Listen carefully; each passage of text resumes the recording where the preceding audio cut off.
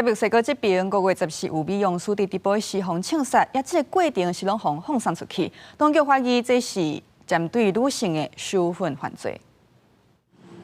查某网称，瓦雷利亚马奎兹的美容沙龙已经有封锁线，顶管写这个犯罪现场针对女性的羞愤犯罪的调查。案发时阵23岁的马奎兹透过 TikTok 伫开直播，有人送礼物阿爸到伊店内，马奎兹当场开箱，宣布收到一只迪亚布昂啊，不过几分钟后煞死亡。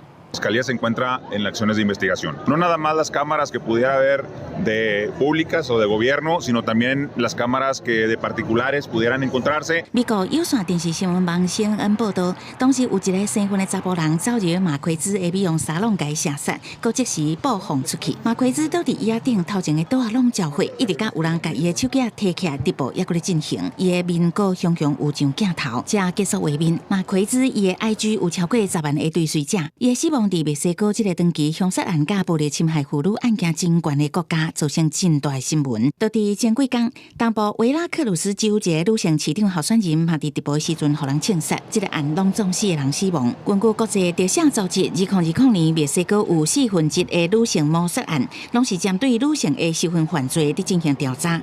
墨西哥32个州拢有这种的案件发生。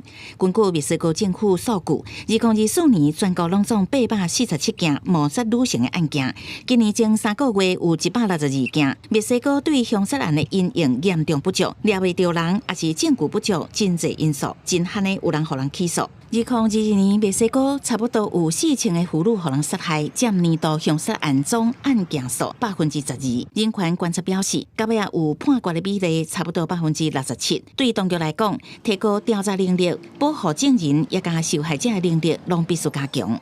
公司新闻吴文玲编译。